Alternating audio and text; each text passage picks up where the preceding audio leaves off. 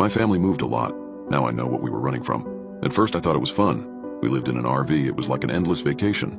One week we were in LA, the next we were in Salt Lake City. We didn't know much about our lives before this. We knew we were born in Portland and that we could never stop moving. We always knew we were a special family. I just guess we didn't know how special we were. My parents tried so hard to have kids and almost lost hope. That's why my twin sister and I were so special to them. They're little miracles. It was annoying, but at least we knew we meant something to them. Amelia and I were fairly close as far as siblings go. We were kind of each other's only friends since we were homeschooled. We felt pretty isolated. We never set up camp anywhere fun. No KOA campgrounds with ice cream shops and swimming pools, always driving off-road and living deep in the woods. I guess it was peaceful in a way, but anyone who grew up near the woods understands it's not something you mess with. The first time I really personally realized something was up was just before our 7th birthday when we were staying in a place in BC called Kamloops. We weren't supposed to sneak out or leave Mom and Dad's sight, but at the time we were mischievous 6-year-olds with a huge unexplored forest in front of us. What do you expect? We waited until they fell asleep for the night and snuck out of the RV through the window, which was easy because the window was just a sheet of plastic held together by a zipper, and we set off, with nothing but a shitty lantern to illuminate the path in front of us. It wasn't long before we saw something strange. A glow. Not from our lantern. It was coming from in front of us.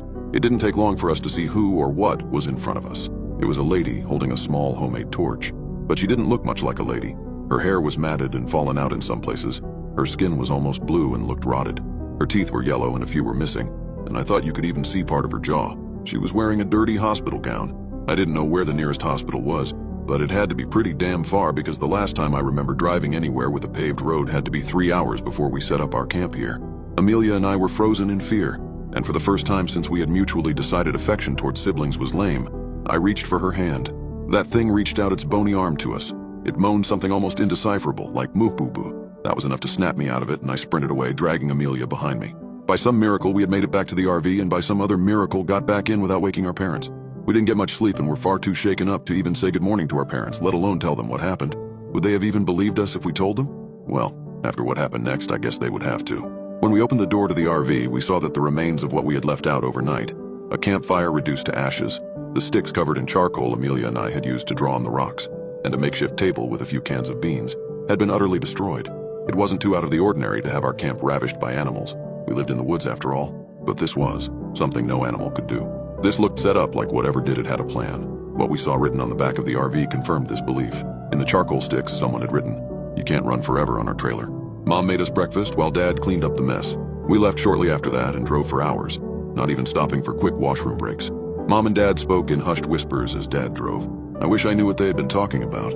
That night, I guess because Mom and Dad could see we were shaken up, they took us for a rare treat. A dinner at a real restaurant, a shitty diner but a restaurant nonetheless. It was empty there, which was why my parents liked it, as they hated crowds. I was over the moon. A root beer float and a greasy cheeseburger was anything a 6-year-old boy could dream of, which was why I was so upset when Mom and Dad made us leave the second someone else came in. It was just an old trucker, I didn't get the big deal. While we were in the RV, Amelia asked why we had to leave while I sulked in my bunk, a glorified shelf. Mom sighed. "I suppose you two are almost 7. That's old enough to know." "Well, Zachary, Amelia, the reason we had to leave is because we're scared of losing you. Do you remember what happened when you were 4? I had no idea, my memory was never good, but Amelia claimed to remember.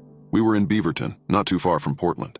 She said that when we were 4, we were running around in a field when a big man in camouflage and big boots came up to us and bent down to our level. "We're not supposed to talk to strangers," Amelia said. She was always a goody two-shoes. "I'm John. Now we're not strangers. What are your names?" "I'm Zach, and that's my sister Amelia. We're 4 and our birthday is July 26th, 2002, I had apparently said. But I bet Amelia just said I said that to make me look worse. That's when he stopped smiling. He roughly took our hands and started to lead us away.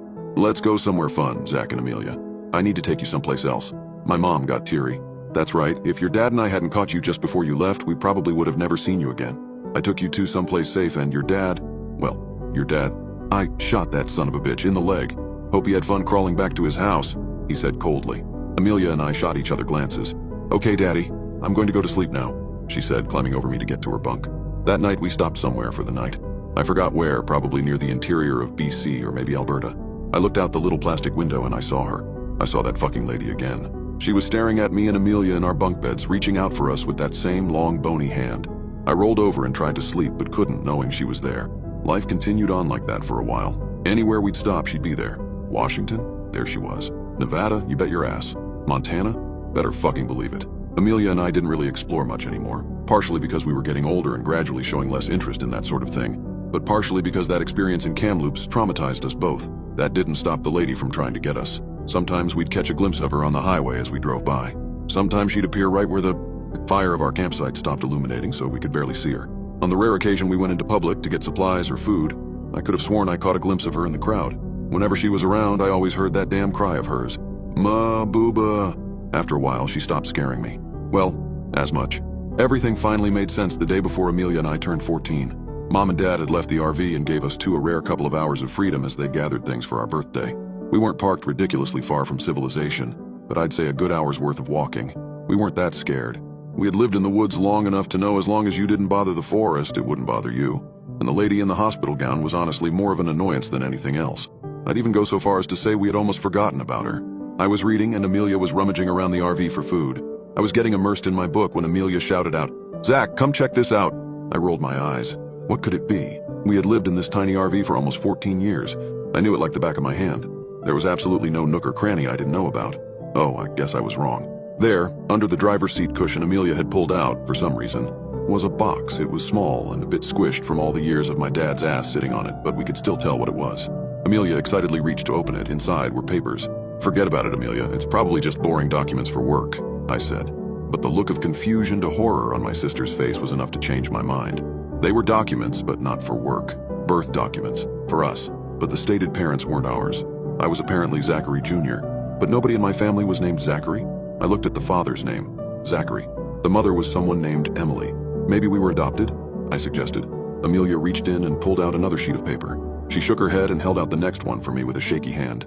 Infants missing from Portland Hospital. July 27, 2002. Twins, Zachary Christopher Clark Jr. and Amelia Emily Clark. Ongoing search. Anyone with information is to report it to the police immediately. Clark? Christopher? Those weren't our names.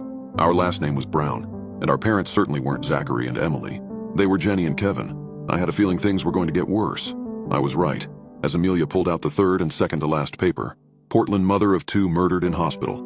Emily Clark, 27, had recently given birth to twins, now missing when she was smothered to death in her own hospital bed.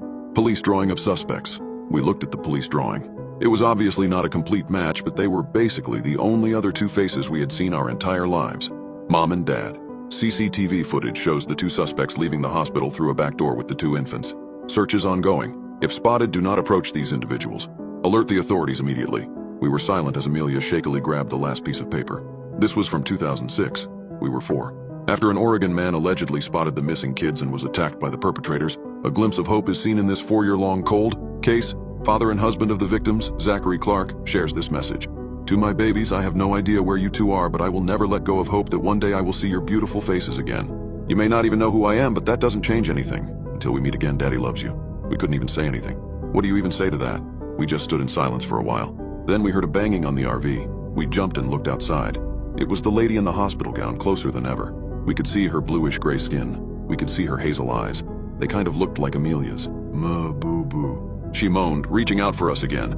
I looked down at the newspaper clipping. It had a picture of the victim on it. I held it up to the window where she was staring at us. "Ma boo-boo," she said again. "Ma bubba, my baby." All this time, she had just wanted her babies. Amelia stepped out of the RV. I was scared at first, but this day couldn't get any crazier, so I followed. "Mama?" she asked, tears in her eyes. "Bubba," she said, reaching her bony hand out once again. But she didn't run. She let her touch her face as she gently rubbed her hand across her cheek. She did the same to me, but then pointed in the direction of the nearest town. "Go," she said. "Go? Why?" Amelia asked. "Da-da," our mother croaked. Dad, Zachary Sr., was he still alive after all this time? "We have 2 hours until Mom and Dad." Amelia cut herself off. "They get back. Let's go, quick." Although we really didn't have any idea how to get to the town, we somehow knew. Like someone was guiding us. We busted into the sheriff's office, probably looking awful. First came the questioning, then the DNA testing, then they looked for our parents. Then they arrested my parents, then the news stories and the interviews. Then we were flown out on a plane, my first plane ever, to Portland, to meet our dad. We were quite the story. They called my parents the wretches of the woods. They thought of them as evil witches who stole us and hid us deep in the woods. I guess they were right, in a way. It was weird seeing them behind bars, serving life sentences because after all they raised us for nearly 14 years. But that's where they'll stay. No running, no hiding. There's nowhere to hide in a cell. He burst into tears when he saw us. We didn't. It was weird. He was my dad and all, but was he? I mean, I guess I met him when I was like a few hours old, but I just couldn't connect to him. It took a while, but we slowly got used to our new lives, in a house with a bed and our own rooms, not running from everything or living in the woods. It was peaceful, although most of the time I ended up sneaking into Amelia's room because after all this time I still couldn't be alone. One time I got a knock on our window. We both woke up and saw the lady in the hospital gown outside, but she looked happier, less rotten, like she was complete again. "Mama," I asked, "could she stay? And I could live with the family I craved." Like she read my mind, she shook her head. "I have to go, my babies," she said, reaching her hand out to us through the window as she slowly disappeared into the night. We never saw her again after that, but we always knew she was watching us. But this time we wouldn't run.